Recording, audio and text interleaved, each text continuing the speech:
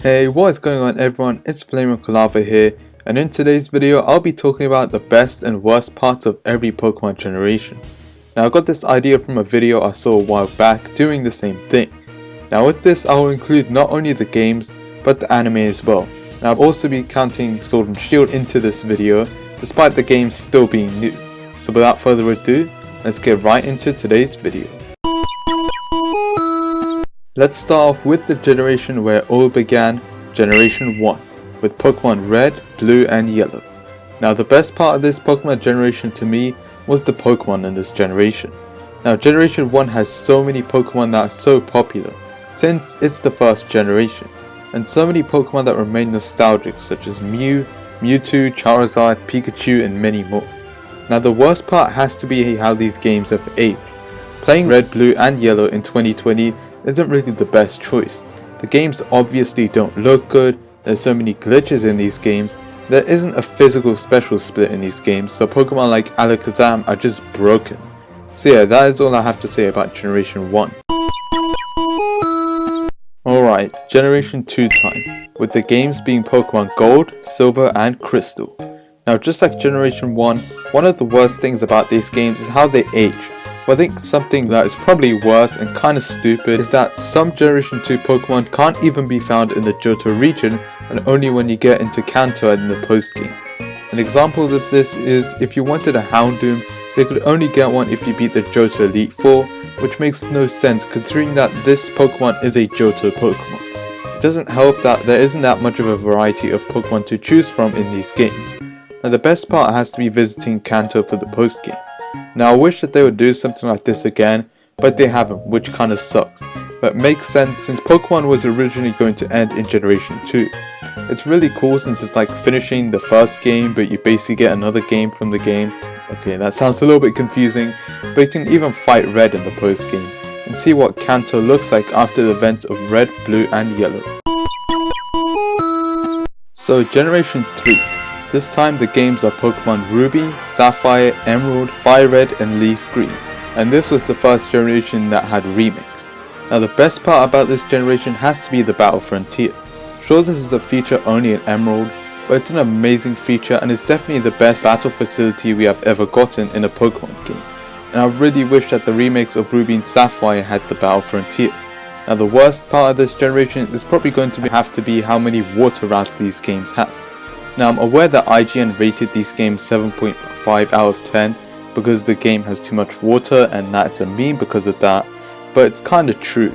I hate water routes in Pokemon games and seeing so many of them in Hoenn really sucks. But other than that, there aren't really too many negatives about this region.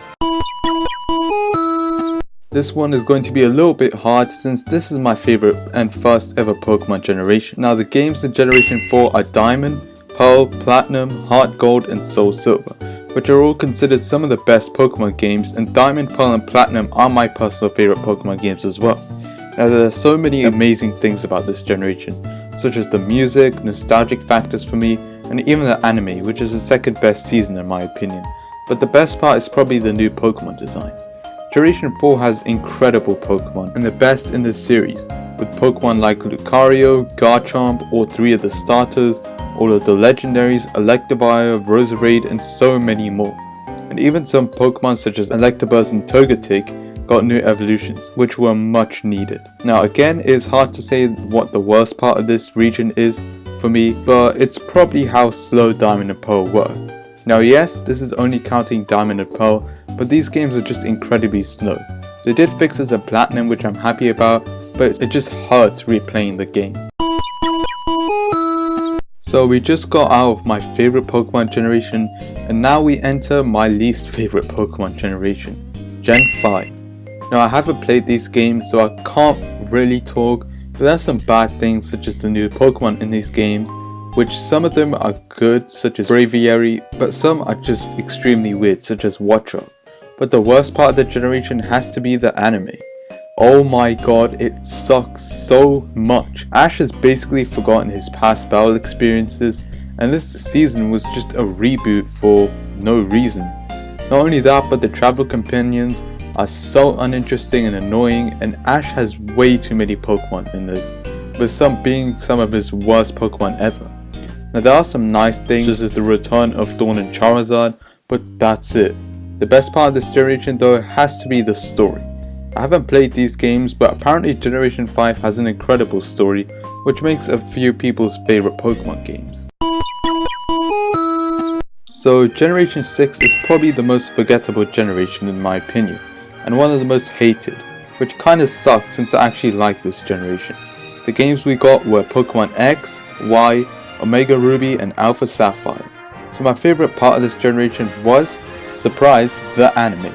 This is easily the best Pokemon anime season there is. The anime was serious, the animation was incredible since they used a full 360 camera for the first time and made things look amazing. All the companions Ash had were amazing, including Bonnie, who was better than I thought. Ash's rivals were amazing as well, and this was the best version of Ash we got, and his team is also at his best. And I can't forget Ash Greninja, probably the best Ash catching Pokemon. This is definitely the best Pokemon anime has been, and it feels like an actual anime for once. Now the worst part has to be how forgettable Generation 6 is. The towns in Kalos are so forgettable, the gym leaders are also forgettable, and a lot of the characters are also forgettable.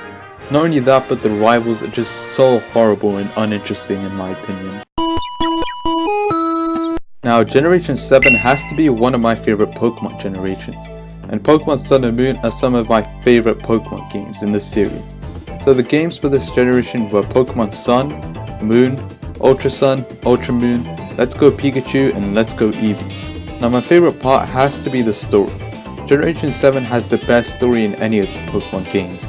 It's so cool mainly because of the character Lily, which is my favorite character in the Pokemon games. I loved her backstory and I loved seeing her get more confident in the game. It was really nice to see, and the worst part of this generation however has to be how easy the games are.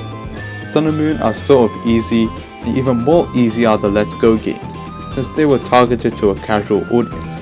Whilst I don't mind easiness in games sometimes, I do wish that they were a little bit more challenging.